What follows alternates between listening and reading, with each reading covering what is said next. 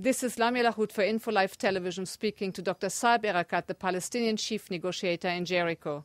Mr. Erekat is speaking to us about the present crisis created by the kidnapping of an Israeli soldier by Hamas elements from Israeli soil.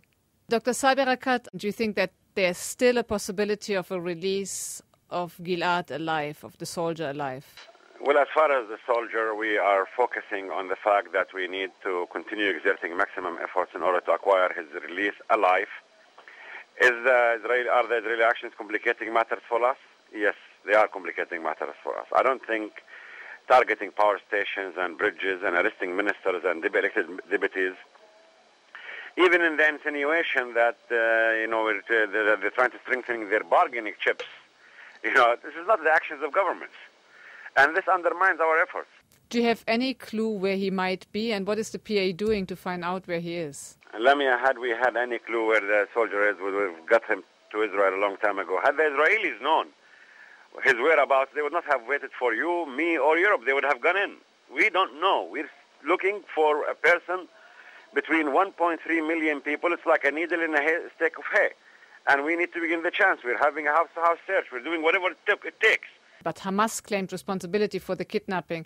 So Israel arrested the Hamas government. Do you think that you can deal with the Hamas government in the future after that happened? Well, I don't know if it's the acts of governments to kidnap or the acts of governments to abduct ministers and PLC members. I think this behavior is not acceptable, cannot be acceptable. I think what we need to do is to restore some sanity, wisdom, and courage and farsightedness.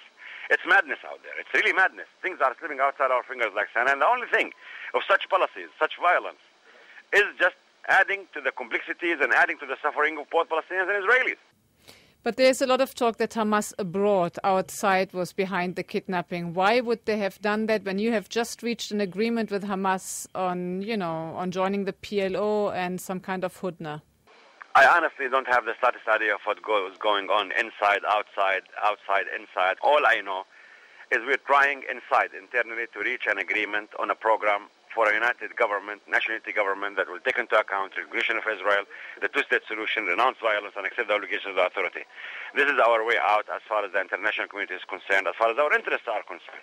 Every effort must be exerted by Palestinians in order to acquire the release of this soldier, and at the same time, Israel must refrain immediately from such actions that are complicating this matter.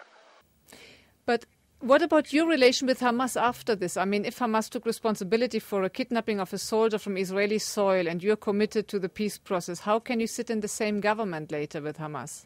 Well, the thing is, I think the Prime Minister, Mr. Haniya, has been working so hard and so close with President Abu Mazen, ironically, in the last 3 days, in order to acquire the release of this soldier. Now, I know this is strange, but that's the truth. What about Syria and Iran? Do you believe there is some kind of involvement? I haven't the slightest idea. I think we should focus on one thing now. We should focus on the issue of finding the soldier and get him out alive. And at the same time, the soldier should not be treated with 1.3 million people's lives in Gaza Strip. Thank you very much. I appreciate it. Thank you, Lamia.